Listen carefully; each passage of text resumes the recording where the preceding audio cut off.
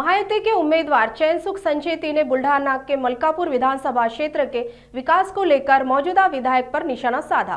पत्रकार परिषद में बोलते हुए संचेती ने कहा, पिछले 5 साल में विकास की कई खोखली बातें हुई है। साथ ही उन्होंने अपने वादों का पिटारा भी इस मौके पर खोला।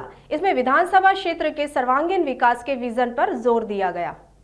मागच्या कालखंडामध्ये सुद्धा एक जलयुक्त शिवार सारखी योजना की ज्याच्यामुळे नदीचं खोलीकरण आणि नाल्याचं रुंदीकरण आणि खोलीकरण करून या ठिकाणी पाण्याची पातळी वाढवणे, भूजल साठा हा वृद्धिंगत करणे आणि त्यामुळे शेतकऱ्यांना सिंचनासाठी पाणी उपलब्ध करून देणे हा त्याच्या मागचा हेतू होता, ते आपण केला आहे।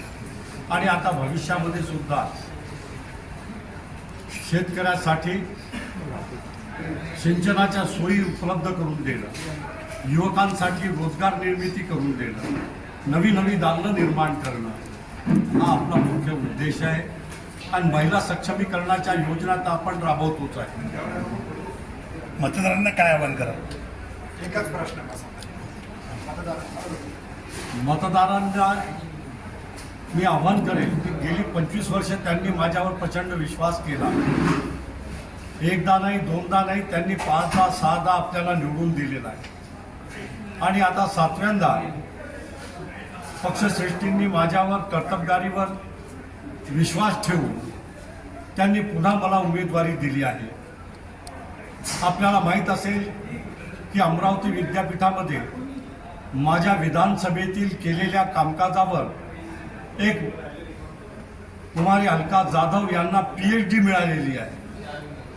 काम केलं आहे म्हणून PhD सारखी डिग्री एका लोकप्रतिनिधीच्या कामकाजावर मिळते, हे खऱ्या अर्थानं आपल्या कामाला गौरवान्वित करणारी बाब आहे।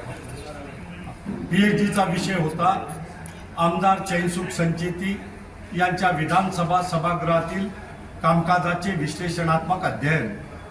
माझे star question, calling attention, half an hour discussion आणि 292 वरची चर्चा, विधिमंडळ अधिनियम 293 वरची चर्चा, या सर्व गोष्टी, त्याचे व्हिज्युअल्स हे सर्व त्यांनी रेकॉर्ड केले आणि जवळपास 350 ते 400 पेजेसची पुस्तिका लिहून she was awarded PhD degree by Amravati university